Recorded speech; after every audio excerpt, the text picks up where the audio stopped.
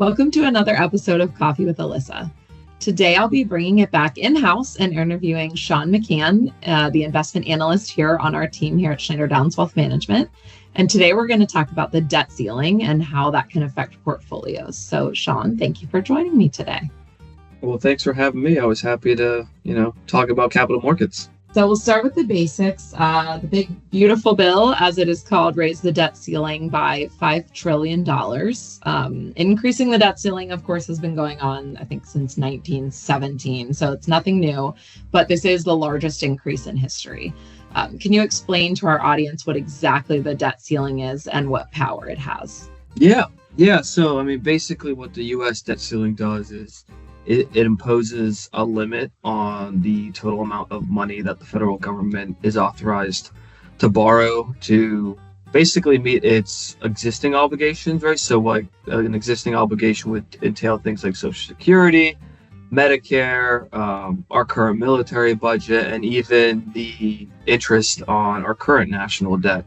But what it doesn't budget for, right, is any kind of future spending that may or may not occur years down the line, like any kind of future bills that might get passed. I think, you had mentioned that it had originated in 1917, and so that's around World War I. So it's, interesting that we haven't always had a debt ceiling. Before the debt ceiling, the Congress actually had free reign over the country's finances. And I think, interestingly enough, a majority of democratic countries these days actually don't have a debt ceiling, which makes the U.S. one of the few exceptions out there. But overall, it's a practical measure of U.S. budgeting in some sense that allows the U.S. Treasury to easily issue bonds without seeking Congress's approval every single time the federal government needed to raise money, which I think would be a pretty cumbersome process, all things considered.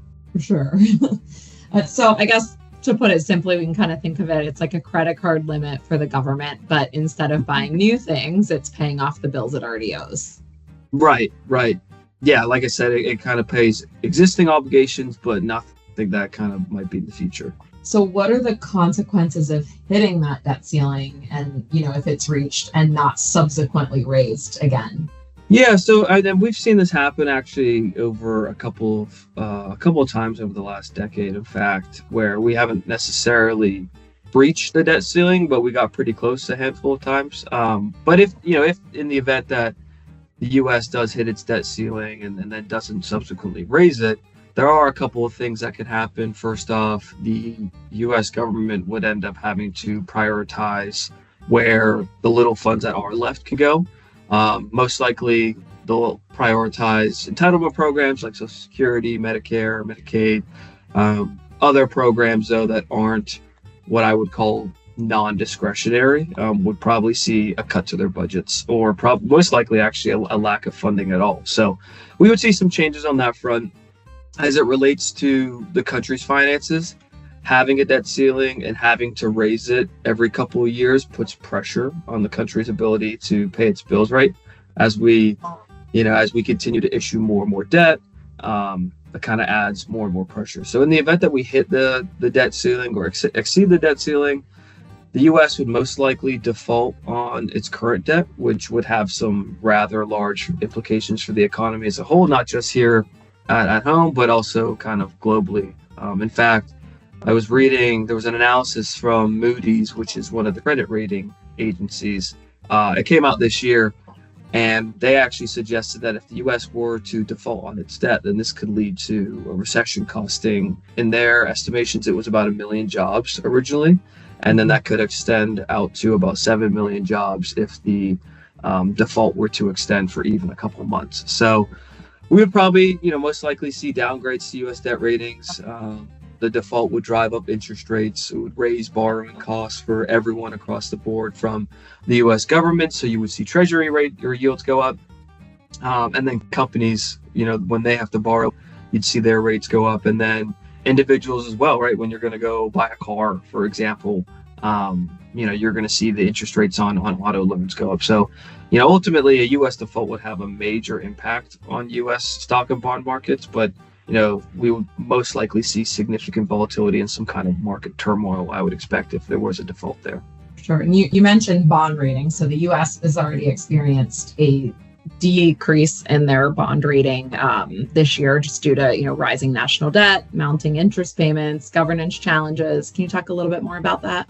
Yeah. In May, Moody's actually downgraded the U.S. credit rating, or the credit rating for government debt, and it was actually America's last almost like perfect score or perfect credit rating. So that they've now America as a whole no longer has a perfect credit rating from any kind of underlying credit rating agency. But when they did downgrade the debt in May, they basically kind of cited the things that you had said, right? We had a lot more debt on the balance sheet. The deficits have grown. In fact, if you could believe it, the United States debt is over $36 trillion today, which is per taxpayer over $300,000 per person. I don't believe that I personally owe $300,000, but if you do the math, that's kind of how that works out. So, with rising debt levels and increasing deficits, this is going to increase debt payments and interest payments, which then ultimately, right, how do we fund those? If we don't fix the deficit, we get more debt, and then the cycle continues. So until the deficit can be managed, this is probably going to be a problem that's going to continue to grow. The way I kind of reimagine the debt downgrade that we got in May, or America got in May, is that it's similar to like an individual's credit score, right? If you continue to take on more debt and you're not able to show the lender that you can control your spending or that you can be fiscally responsible, then more likely than not, your credit score is going to go down, right? Which is kind of synonymous to what we saw in May with the credit downgrade. Well, let's shift to kind of how this affects portfolios, right? The rising of the debt ceiling. So let's start with bonds, since we've been talking about fixed income a little bit. How does this rising of the debt ceiling typically affect bonds? Yeah, so typically you don't see, as long as the debt ceiling gets risen within a reasonable amount of time of coming up to the timeline, we don't see major shocks to the U.S. bond market. But what we do see is a gradual kind of increase of yields going up, right? As more debt gets put onto the U.S. balance sheet, more debt levels equate to more risk. More risk usually leads to higher yields or higher interest rates.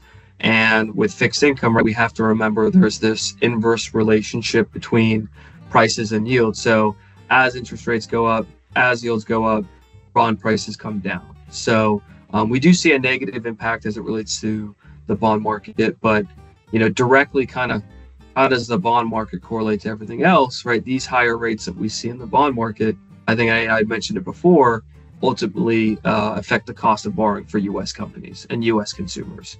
And so when it's harder to get debt or it's costlier to get debt, then that can end up being a drag on consumer spending, which ultimately, slows down the economy, which then kind of goes into the stock market, right? I think the implications of a debt ceiling increase or any kind of trouble that we have with the debt ceiling starts with the bond market and then kind of goes into the stock market like an indirect measure.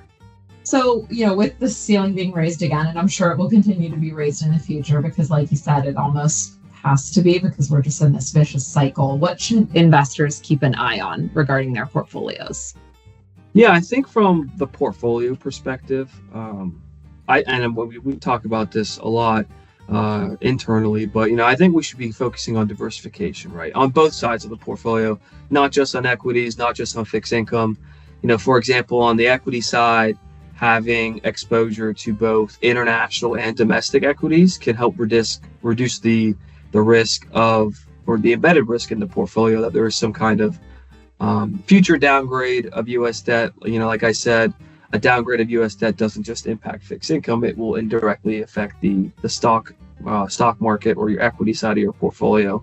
And so, having some international exposure, I think, kind of diversifies away the equity risk there a little bit. And then on the fixed income side, not necessarily thinking about having a global allocation to fixed income, but making sure that your fixed income allocation isn't just U.S. Treasury bonds and U.S. corporate debt, right? Those are going to have a direct linkage or direct exposure to any kind of downgrades in U.S. debt or what happens with the debt ceiling.